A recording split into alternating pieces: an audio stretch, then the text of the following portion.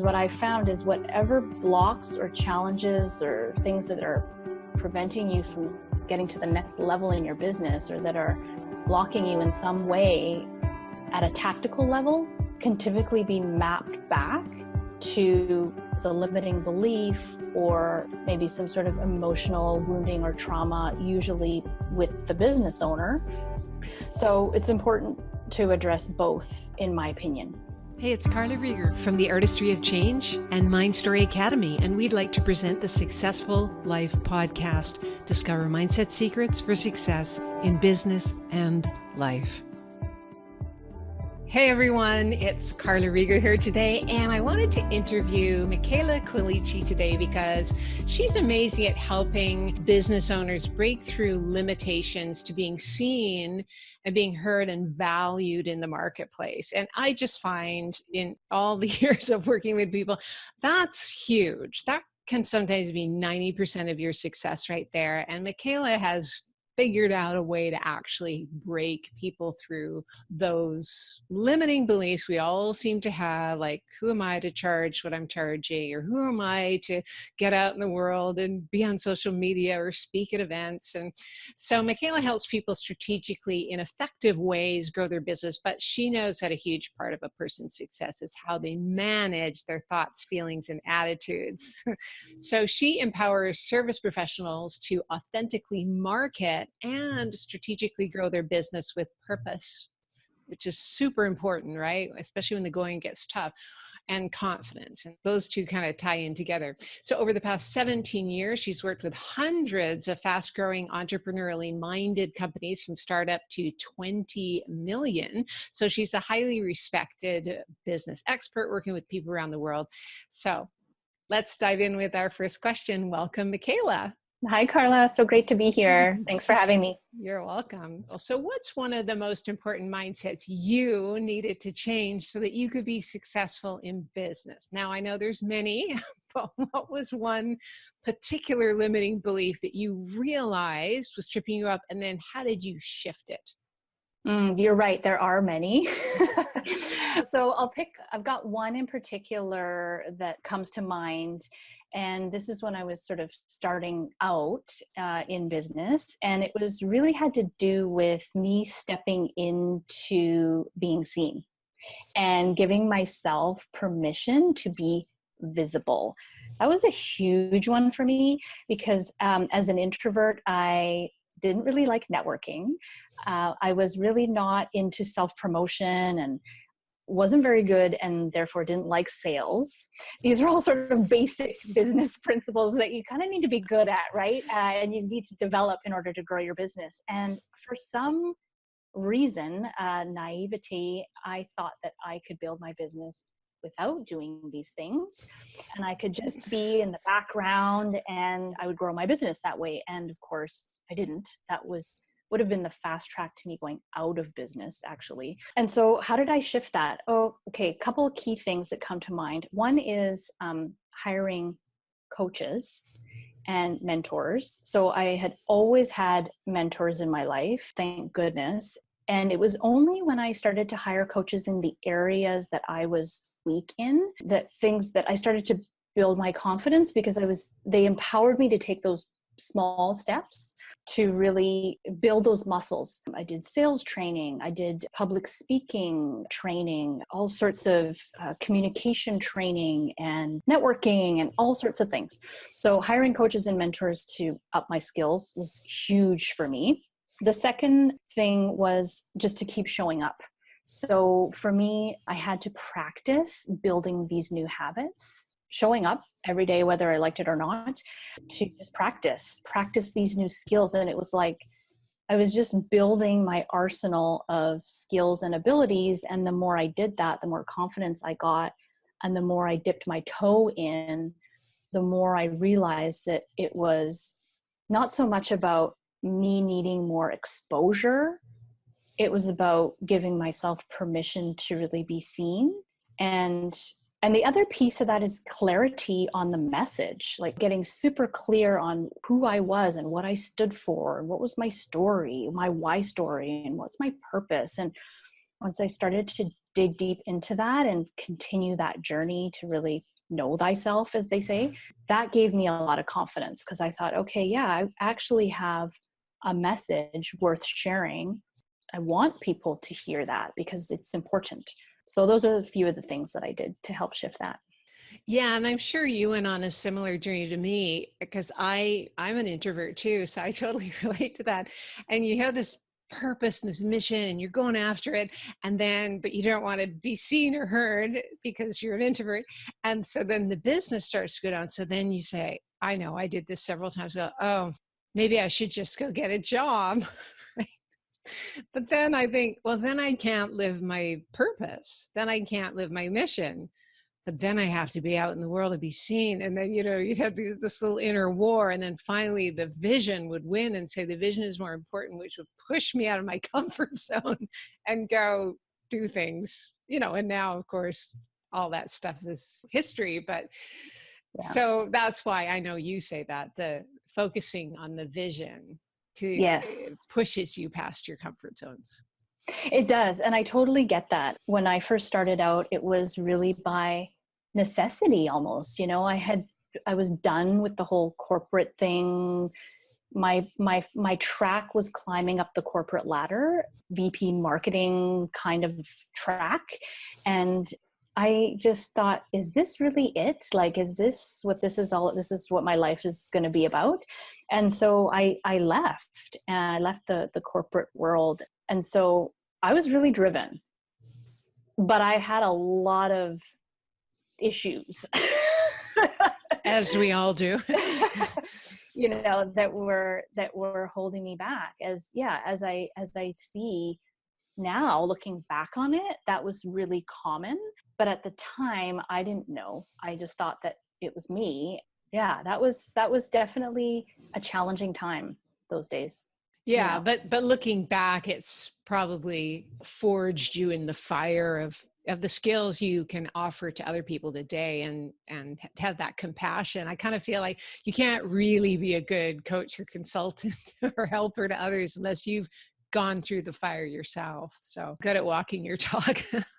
Yeah, that's really important to me, actually, to be able to do that, because I think that going through these challenges and facing them, you learn so much about yourself, and you learn so much about, you acquire all these skills and this resilience, and you really develop everything that you need to then be able to move on that next leg of the journey. Well, business is a mythic journey. It's just like people go, I'd like to grow as a person. I always say, like, give yourself an intense goal, like start a business or grow your business to the next level or get up on a stage and speak to 500 people, and then everything that's in the way will come up and you have to deal with it. Absolutely. It's terrifying, but it's so rewarding when you can really allow yourself to go through that and learn, and just stay open and curious and really nimble with the learnings. And wouldn't trade it for the world. And I know what you mean about the coach and mentors, people who can reflect back to you your greater potential that you don't see in yourself yet, but it's always easier to see that in others. Like when I work with people, as you do, you can see their potential, but they can't see it yet. So you pull on that journey. It's actually quite a gift to have those kinds of people in your life, to be able to be a resource and to be that mirror. And I know, and you and I have worked together, and that's something that I really appreciate about having you on my team, because you can see things that I can't see because I'm just so stuck in my own mind or in the weeds of my business, that having that fresh perspective is really so key. I feel like business growth comes from a series of these perspective shifts. These just tiny little perspective shifts that just open up another layer and open up another door. And I remember when I was just like 23, and the very first woman who ever mentored me, she said to me, you're really serious and you're too goal oriented and you're really hard on yourself and you should lighten up. And I thought that's not what a business mentor should tell you to do, right? Like they should tell you to work harder, right? That's what I grew up in that kind of family. And so, but when I learned to lighten up, I actually just started doing some comedy improv classes, and it made me much more creative and lighthearted and attractive to people and better at building rapport and everything. So you never know, you need these fairy godmothers and they'll see something in you. And then she saw that I had this, ironic sense of humor, and she pulled that out of me, and it's been a huge part of my success. So you never know what they're going to see in you. So what's an example of how one of your clients broke through like a limiting belief, say around valuing themselves, that was keeping them stuck? What was the journey that they went on? Does one come to mind? What I have found is that there's 6 business growth roadblocks, if you will, that kind of pop up at various stages of the business. Right. Whether it's startup, or I find every time you're up leveling, every time you're growing and evolving, there's something that pops up. And whether you're startup, whether you're breaking 6 figures, whether you're breaking 7 figures. So the one that comes to mind with the client that I'm thinking of is around one of the roadblocks is around mindset. And so he came to me, an accountant, very successful, already had a really successful 6-figure accounting practice, wanted to take it to the next level so that he could really service his clients more wholesomely rather than just being known to be doing taxes and bookkeeping. He did so much more, but nobody really knew it. And so he had a vision to take his business to $500,000 in revenue. And when he came to me, I kind of dissected, okay, so what is he doing? How is he showing up? How is he acting? What kind of conversations is he having? What do those look like?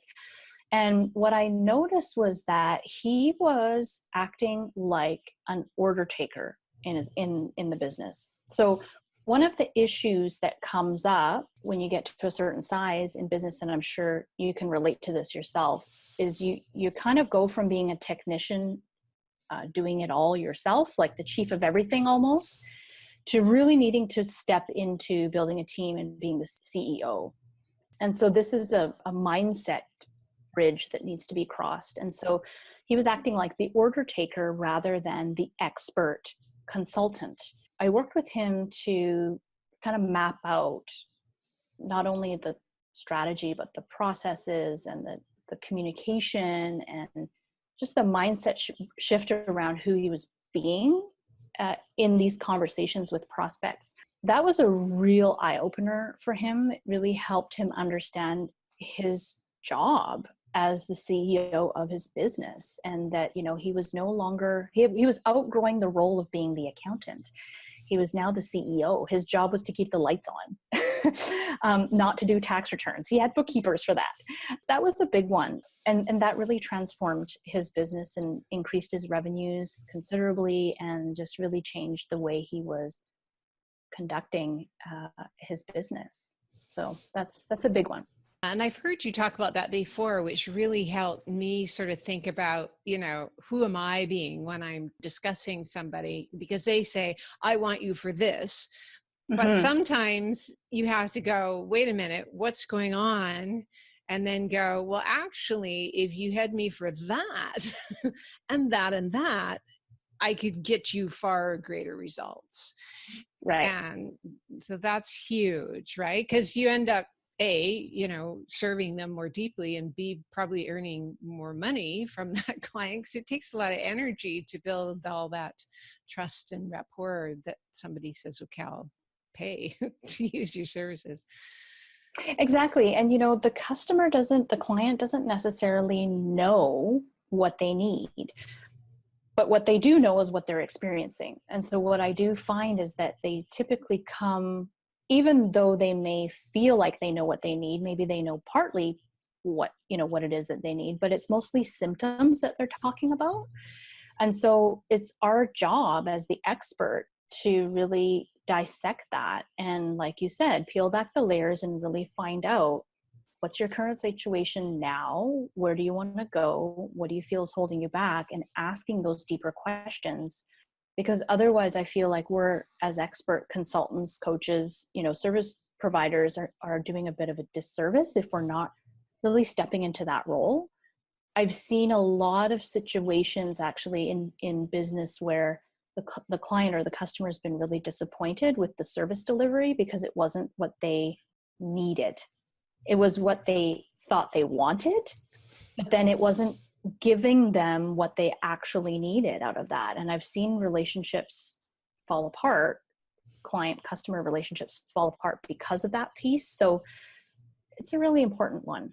And you're really amazing at that, just going in there and sort of absorbing the whole thing and sort of going, that's it. And that's huge, right? And because we're so lost in the trees with our own stuff as business owners, it's just like, I have no idea what's not working. Yes, exactly. And I often have people who come to me sometimes at their wit's end, to be honest. I've had people come to me after 10 years in business with a 6-figure business, ready to shut their doors because they're not profitable. They're working too hard. They're not making enough money. They're burnt out. Or someone recently come to me, spent 2 years working on the business plan of the business and she hasn't launched the business yet. And she's exhausted already. So there's different scenarios, but that particular person, what helped them finally launch?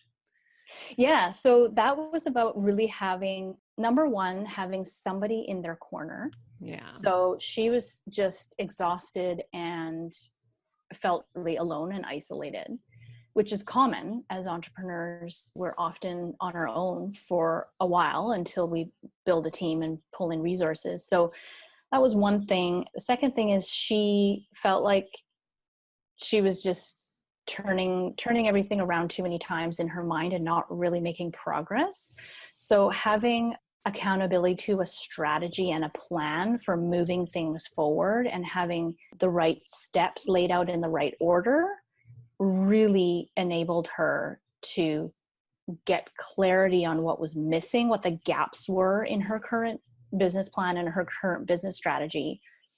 And then having, somebody to work with over a focused period of time, short months, just to really get it done and get it launched. And a lot of the times, it's having the support and the sort of the cheerleading factor is really important, but the strategy is really important too. And there's no need to be spinning around for long periods of time trying to figure it out on your own if it's not coming together. It's not rocket science, right? So this is where I see a lot of people get stuck, is trying to do it all on their own, especially when they're trying to, grow. They're at that growth phase. Oh yeah, that was true for me in my first 3 years of business. I tried to do everything by myself because I was, come from that stock of people, Protestant Right. work ethic, do it all by yourself, bootstrap it until you're exhausted. And then finally I reached out to people and my business quintupled, if that's a word, quintupled. And so I know what you mean. And because you don't know what you don't know, right? Mm-hmm.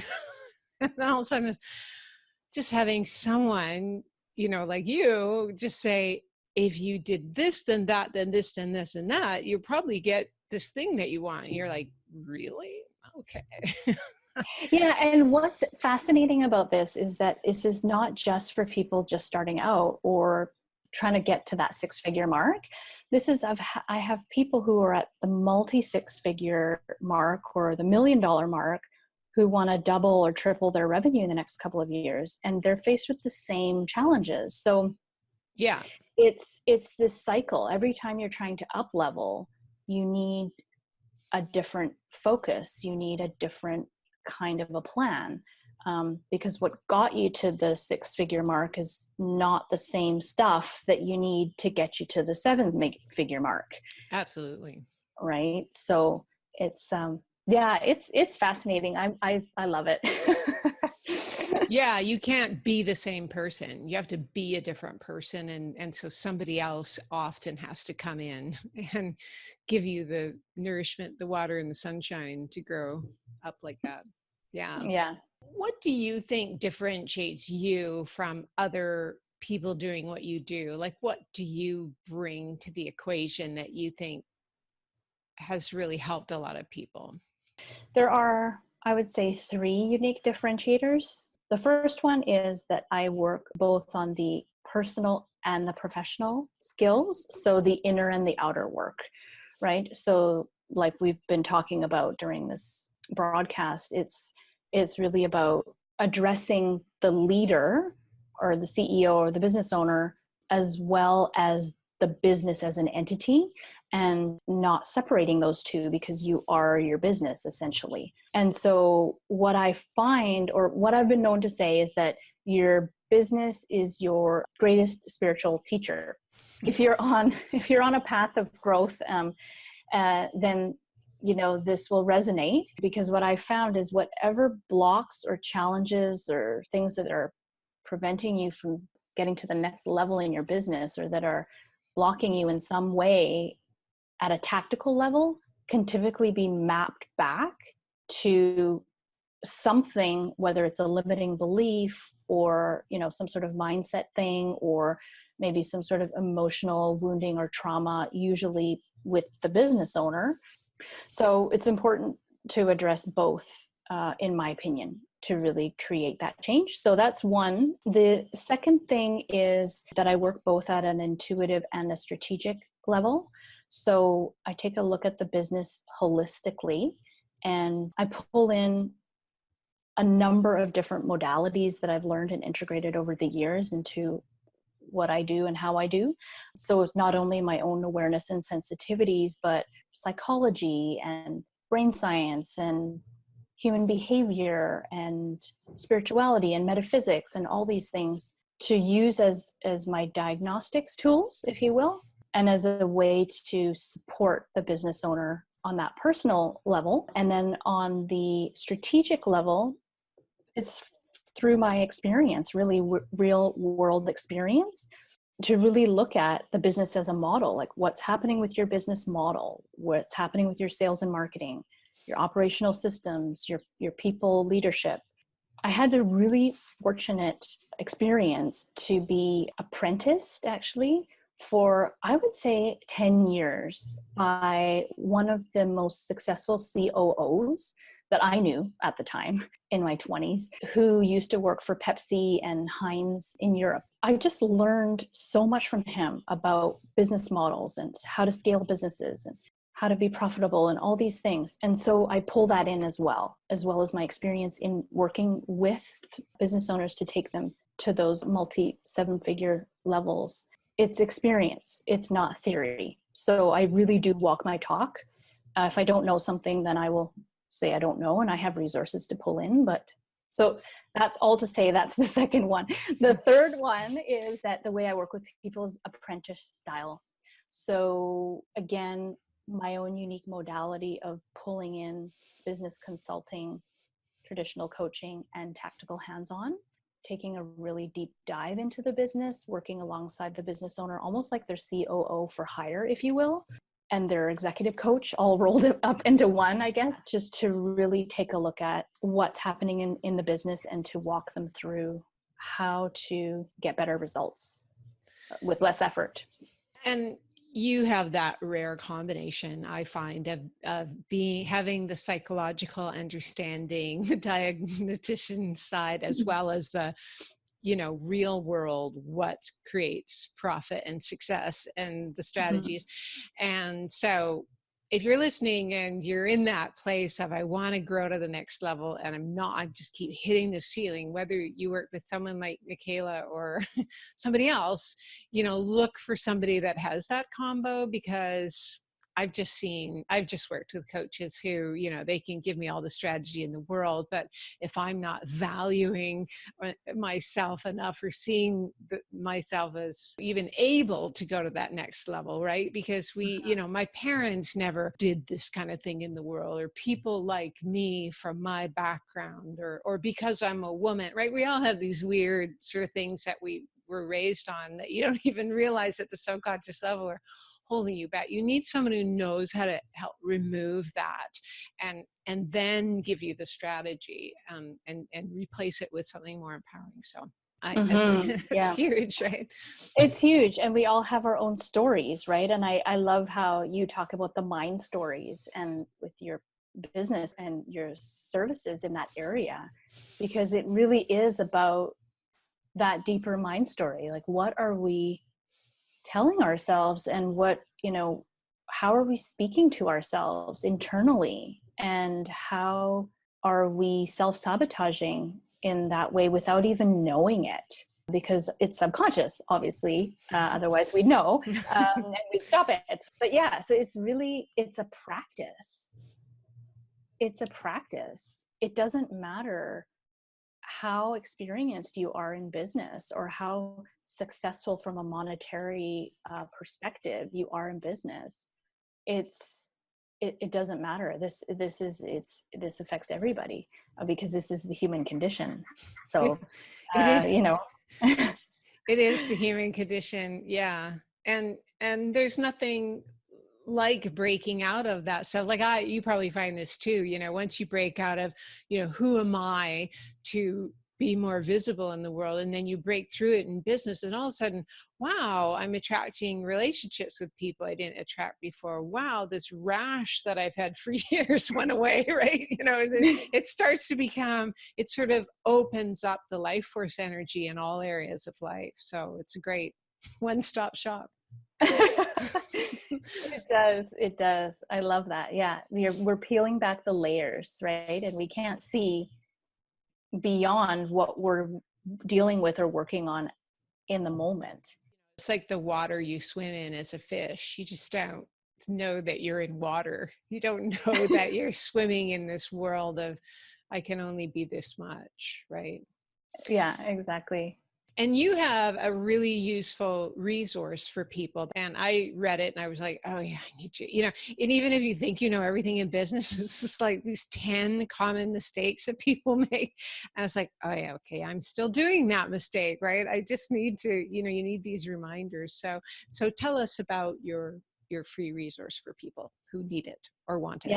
Yeah, thank you. So it's called Fast Path to Cash, and it's about really earning more. I've got 10 fast action strategies that I share to kind of plug the money leaks in your business, if you will, keep more of the money that you make.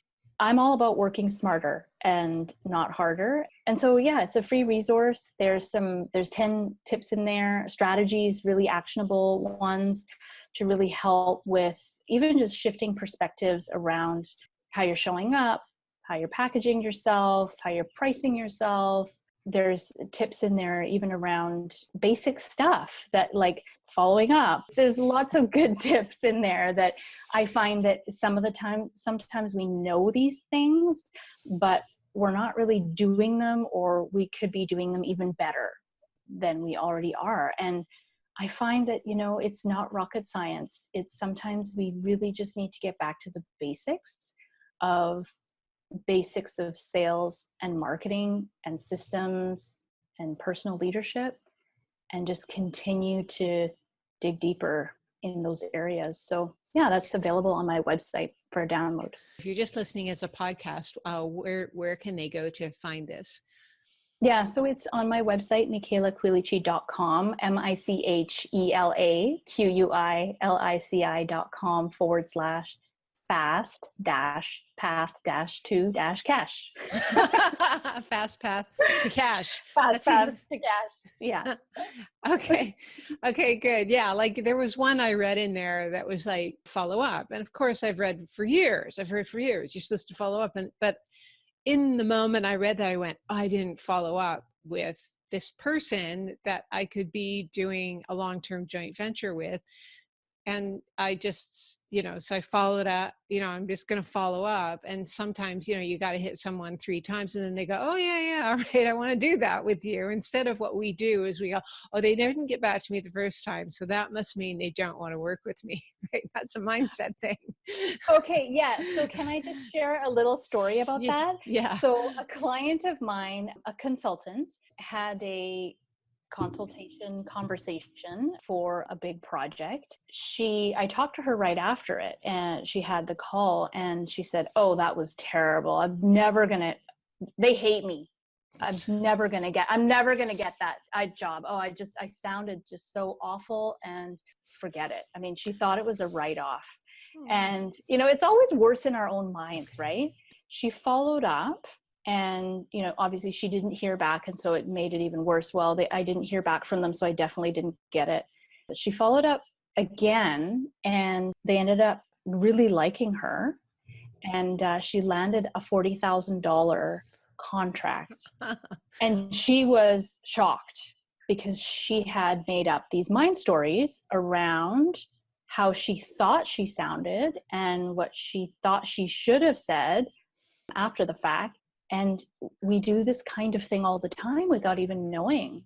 So it's all about being persistent and consistent with, staying top of mind so that we don't lose out. I say, unless you hear a no, keep going.